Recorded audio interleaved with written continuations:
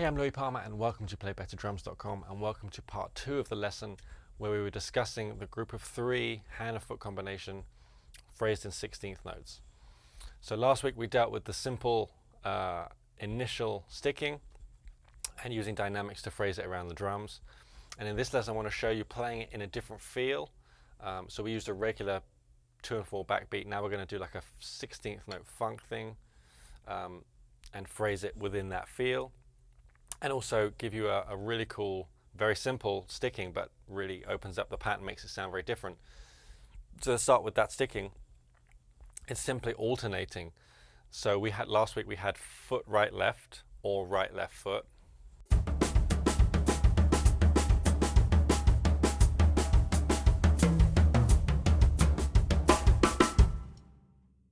So now we're going to do foot right left and then foot left right.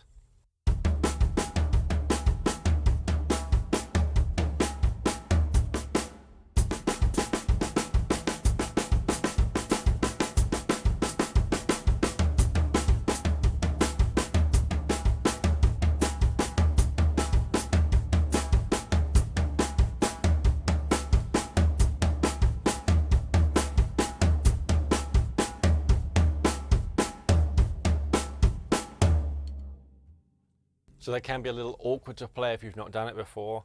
Perhaps practice it without the hi-hat to begin with and just get that flow happening, and then start to change the dynamics a little bit, adding some rim shots with the left hand.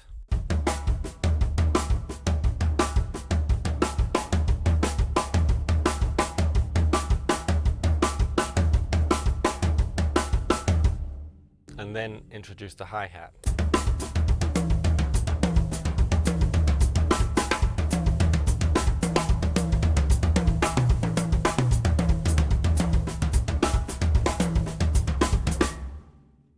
While I'm spreading it around the drums, like I just did then, it's constantly alternating.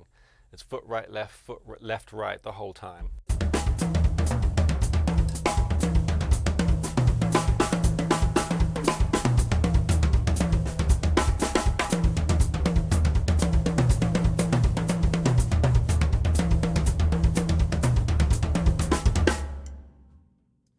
So now I'll give an example with the click. And I'll mix it up a little bit more. So I'll go back to the original pattern that we did last week, which is just foot right, left, or right, left foot. And then I'll throw in the alternating one at different times.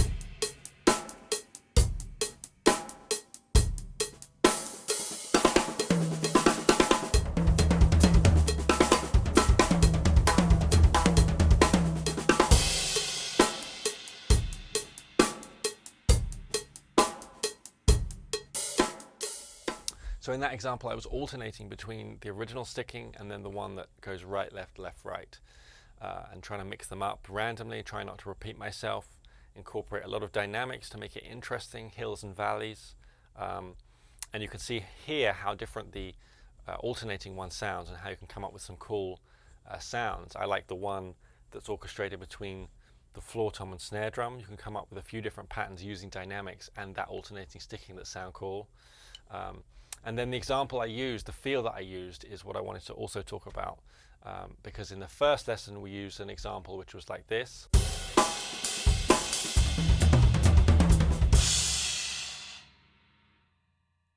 But then we can also play it with a different feel, that 16th note feel. And for the most part you'll have to be able to play it a little quicker, play the fill a little quicker to make it fit with most tempos that you would play that 16th note feel at. So here's another example of that feel.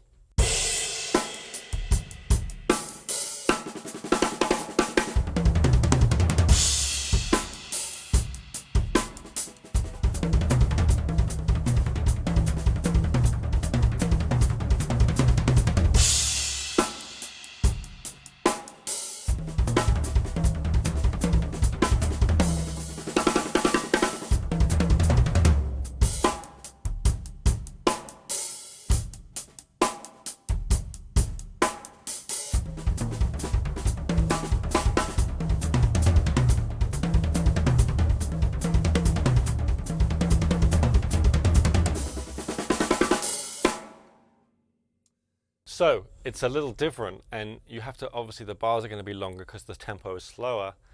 So you're going to have to work out how it fits into one bar. And I'll give an example of this. So I'll play a fill where the pattern that we're talking about covers 2 beats, and then I fill the rest of the bar with something else, which is the most common way I would demonstrate it, because it takes up, to take up a whole bar, it's a long string of that pattern, sometimes too much. And then I'll give another example of just that, of playing a whole bar and how you would do that sticking wise and how it comes out on the one.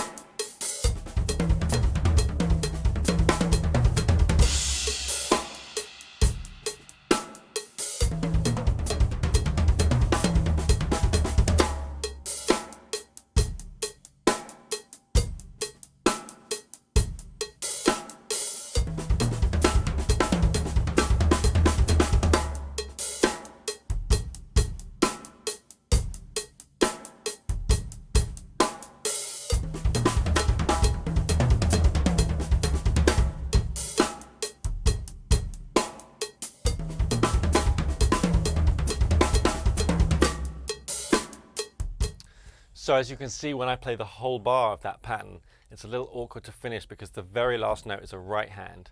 So that you either have to rush another right hand and bass drum to come down on the one with a crash, like this,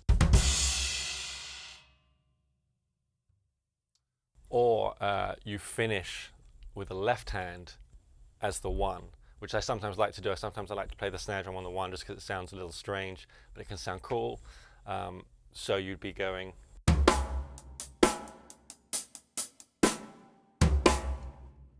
and that left hand would be the one. So that takes some practice. Sometimes it's not going to sound so good, not be appropriate. The first example where I'm playing 2 beats of the bar and filling the other 2 beats will feel more natural to you, and it finishes in an appropriate place. It finishes with the foot, and then you're free with the right hand to carry on for the next 2 beats. So that's the next thing to practice, is playing that feel and then back and forth between the fill and that groove. And then the next thing you want to think about is incorporating this pattern within the hand and foot combinations that we covered in the foundation course. If you haven't seen that lesson, go back and check it out. We do a bunch of different 16th note hand and foot combinations, 2 hands, 2 feet, 4 hands, 2 feet, and then all the different variations, placing those stickings in different places in the bar. And it's just nice to throw this group of 3 in that we've been discussing, just because it sounds different and it breaks up the patterns. So I'll give a little demo of some of those hand and foot combinations and then throwing this group of 3 in.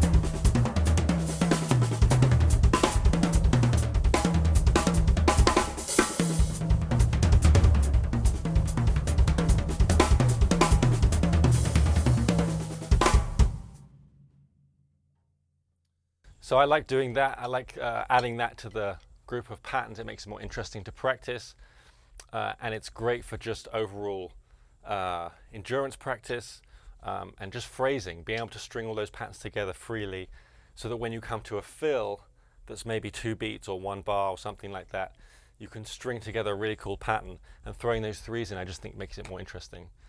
So have fun with that. Thanks for watching. I'll see you on the next lesson.